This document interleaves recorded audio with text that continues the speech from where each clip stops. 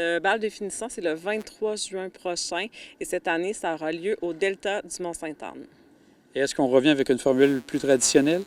Oui, enfin, malgré qu'on a pu tenir quand même des événements, des beaux événements dans les 2 dernières années, ici même dans notre cours d'école, on est très heureux là, de pouvoir retourner dans une formule dite plus traditionnelle, dans également un décor déjà magnifique.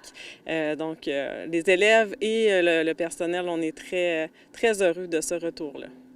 Aussi, il y aura la remise des diplômes qui reviendra de façon traditionnelle. Ça se passe quand?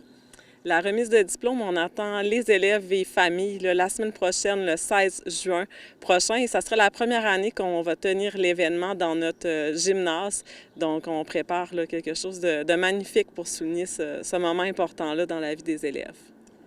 Aussi, un des dossiers que je voulais parler avec vous, c'était tout le dossier de la tenue vestimentaire qui a fait beaucoup parler ailleurs qu'ici, à l'école secondaire, mais par ricochet ici aussi. Comment ça s'est passé pour avoir ce code vestimentaire à l'école secondaire? Bien, ça a débuté l'année dernière. Ce sont des élèves qui sont allés rencontrer la direction pour leur mentionner leur inconfort, leur un peu frustration par rapport à certaines règles, mais aussi par rapport à certaines interventions qui étaient faites. Donc, la direction a proposé qu'on forme un comité chapeauté de membres du personnel pour écouter tout d'abord ces élèves-là, puis de voir quel type d'amendement on pourrait proposer aux différentes instances, entre autres aux membres du personnel ou au conseil d'établissement. Fait que c'est un processus qui a duré quand même plusieurs mois. Puis à la fin de l'année dernière, la fin de l'année scolaire, on a pu proposer les changements.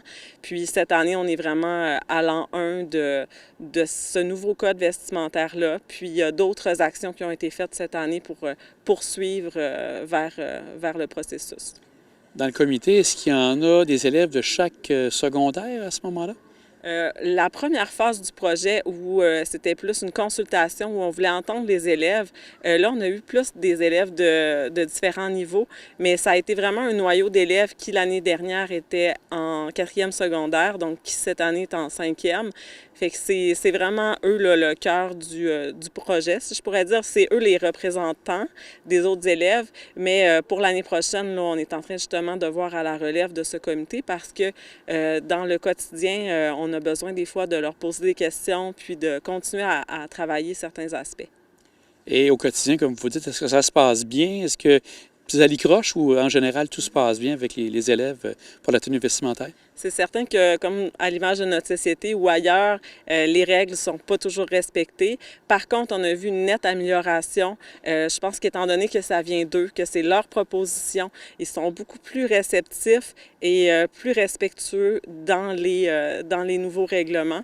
Mais c'est sûr que c'est un travail quotidien, mais on a quand même vu une amélioration importante. Madame Fortin, merci beaucoup. On vous souhaite une belle fin d'année scolaire. Bien, merci à vous.